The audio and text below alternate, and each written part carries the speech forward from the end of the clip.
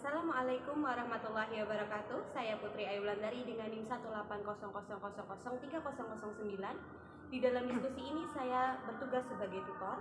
Saya Alfa Arsmira Manada dengan nomor induk mahasiswa 18000030006. Di sini saya sebagai anggota diskusi. Saya Anissa Rahmatul Hidah dengan NIM 18000003010. Di sini saya sebagai anggota diskusi. Dan saya Zahra Nur Anissa dengan NIM 18000003018 sebagai anggota diskusi. Di sini saya Putri Ayu Wulandari sebagai tutor akan menjelaskan tentang kajian karya sastra terhadap gender dalam novel Perempuan Berkalung Sorban dan Gadis Pantai. Jadi yang pertama adalah persoalan gender. Persoalan gender di Indonesia ini tidak kunjung usai. Jadi perempuan dianggap rendah oleh pihak laki-laki. Meskipun penggerak-penggerak feminis di Indonesia itu sudah banyak, tapi masih saja kalangan gender perempuan itu jauh di bawah gender laki-laki di depan mata masyarakat secara umumnya. Lalu penelitian ini atau ulasan ini terhadap novel Gadis Pantai dan Perempuan Berkalung Sorban itu dinilai sangat efektif untuk masyarakat membuka mata, melihat kaca dunia dalam pembahasan feminis tentang gender perempuan yang juga sama derajatnya dengan gender laki-laki. Lalu metode penelitian yang ada di dalam artikel ini adalah objeknya material. Jadi penelitian ini adalah meneliti dua novel. Jadi yang pertama adalah novel Perempuan Berkalung Sorban, yang kedua adalah Gadis Pantai. Kalau di perjuangan gender di dalam novel Perempuan Berkalung Sorban itu bisa dilihat bagian satu novel menceritakan kehidupan tokoh Aisyah kecil di lingkungan keluarganya dan di pesantren yang diasuh oleh ayahnya. Itu terdapat dalam novel Perempuan Berkalung Sorban halaman 1-49. Sejak kecil tokoh Anissa sudah diposisikan berbeda dengan kedua kakak laki-lakinya, Rizal dan Wildan. Dalam lingkungan keluarganya sebagai anak perempuan, ia harus bertingkah laku sopan, halus, harus bangun pagi-pagi untuk membersihkan kamar tidur dan yang lain-lain. Bentuk perlakuan bias gender yang lain terhadap tokoh Anissa adalah ia selalu dihajarkan hal-hal yang berkaitan dengan tugas dan kewajiban perempuan dalam rumah tangga oleh ayahnya dan ibunya. Meskipun Anissa belum masuk usia akil balik. Bagian ketiga novel ini makin memperkuat kedudukan kaum laki-laki di antara perempuan. Jadi kaum laki-laki itu lebih unggul, lebih depan daripada kaum perempuan. Padahal penggerak feminis sudah menyetarakan antara gender perempuan, gender laki-laki dan gender perempuan adalah sama kedudukannya. Tidak ada yang lebih rendah dan tidak ada yang lebih tinggi. Sebenarnya perjuangan perempuan dari kalangan pesantren untuk merebut hegemoni atau patriarki, memperoleh kesetaraan gender sudah dilakukan oleh tokoh-tokoh Anissa kecil. Anissa kecil yang cerdas tidak mendapat jawaban yang memuaskan dari orang tuanya, ustadz atau bahkan gurunya sendiri. Tetapi pertanyaan Anissa yang kritis itu selalu mendapat jawaban dan solusi yang memuaskan dari Le Hudori. Katanya, lalu perjuangan gender terhadap novel Gadis Pantai, yang pertama adalah tokoh utama novel Gadis Pantai yaitu anak dan seorang nelayan. Betul nggak teman-teman? Ya. Nah, terus sepertinya sedikit gambaran di atas, novel Gadis Pantai mengambil dua tokoh karakter yang kontras. Sebaliknya, jika tokoh Bendro adalah orang kota yang terlahir di keluarga priai dan kaya raya, sejak kecil ia mendapat pendidikan Belanda sehingga ia tumbuh menjadi orang terpelajar serta fasih dalam berbahasa Belanda. Berbeda terbalik ya dari yang Gadis Pantai dan yang dia bukan orang punya, sedangkan si Bedro ini yang dia orang kaya dan dia mendapatkan fasilitas pendidikan bahasa yang Belanda yang mungkin saat itu tuh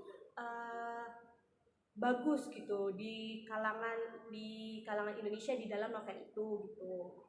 Dan ketidaksetaraan sosial itu digambarkan dengan jelas oleh pengarang sejak bagian awal hingga bagian akhir novel Gadis Pantai.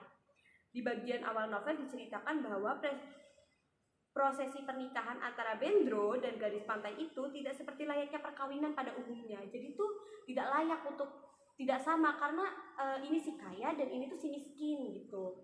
Sepanjang cerita, perbedaan kelas sosial diungkapkan pengarang dengan gamblangnya dalam kehidupan rumah tangga yang timpang di setting keraton gitu. Jadi simpulan dari antara Gadis Pantai dan Perempuan Berkalung Sorban dalam posisi gender feminis ini Itu dari uraian di atas itu, perjuangan perempuan dalam merebut hegemoni patriarki tidak hanya muncul dalam dunia nyata, tetapi tergambar pula dan kuat dalam karya-karya sastra Indonesia.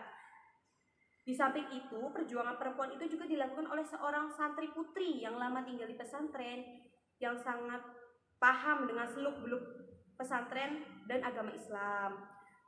Mungkin begitu penjelasan dari saya. Mungkin ada teman-teman dari Anissa, dari Nada, atau dari Zahro yang ingin menambahkan ulasan-ulasan saya yang telah saya sampaikan tadi. Mungkin ada yang ingin disampaikan teman-teman? Saya Pak Asmira Manda ingin mencoba bertanya. Ya, silakan. Menurut teman-teman, mengapa peneliti memilih novel Perempuan Berkalung Sorban dan novel Gadis Pantai untuk diteliti menggunakan studi sastra feminisme? Oke, menarik juga ya pertanyaan Mbak Nada. Mungkin ada yang ingin menjawab?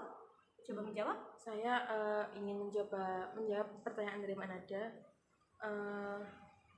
Menurut saya, peneliti memilih novel Perempuan Berkalung Sorban dan novel Gadis Pantai karena meskipun lahir dari latar belakang berbeda dan paham berbeda, tetapi keduanya mengungkapkan perjuangan gender dalam menghadapi tembok patriarki. Ya, jadi di antara Gadis Pantai itu si Bendro dan Gadis Pantai ini tuh memang benar-benar mereka menyamaratakan antara gender ya, jadi tidak ada perbedaan antara oh ini gender perempuan, oh ini gender laki-laki, oh ini gender perempuan yang lebih unggul atau perempuan yang lebih lemah, itu tidak ada. Jadi dalam Gadis Pantai itu seperti yang dikatakan oleh Mbak Alis, emang di sana itu sama posisi kedudukannya, makanya mereka bisa menikah seperti itu. Mungkin ada yang ingin ditambahkan lagi? Ada yang ingin ditambahkan lagi? Saya ingin bertanya aja, Mbak. Oke. Coba teman-teman coba uraikan penerapan kajian gender dalam teori feminisme dalam novel Perempuan Berkalung Sorban dan Gadis Pantai. Oke. Mungkin Zahra mungkin jawab? Ya, bisa. Oh, oke, Zahra. Ya. Saya mencoba menjawab pertanyaan dari Mbak Anis. Dalam novel Perempuan Berkalung Sorban sebenarnya sudah terhegemoni oleh sistem patriarki yang mengakar kuat di lingkungannya, baik di lingkungan keluarga maupun lingkungan pesantren. Novel ini makin memperkuat kedudukan kaum laki-laki atas perempuan yang yakni diperjodohkan dan dinikahinya oleh Anissa kecil yang masih belajar di madrasah sanawiyah oleh orang tuanya pada Syamsuddin. Perkawinan dengan Syamsuddin yang tidak dilandasi rasa cinta. Perjuangan untuk merebut hegemoni patriarki untuk memperoleh kesetaraan gender sudah dilakukan oleh tokoh Anissa kecil yang lincah dan cerdas. Sedangkan dalam novel Gadis Pantai yang mengambil dua tokoh dan karakter kontraks berasal dari dua latar tempat yang sosial yang kontraks pula. Kondisi ini mengindikasikan adanya persoalan ketidaksetaraan kelas. Gadis Pantai adalah seorang nelayan yang dididik oleh orang tuanya dan masyarakatnya di kampung nelayan secara kultural. Ia tidak bisa membaca, menulis, dan mengenal agama karena di kampung nelayan miskin itu tidak ada fasilitas sosial seperti sekolah dan masjid. Sudah menurut saya seperti itu aja, Mbak. Jadi terlihat jelas ya perbedaan antara PBS atau Perempuan Berkalung Sorban dengan GP atau Gadis Pantai ini.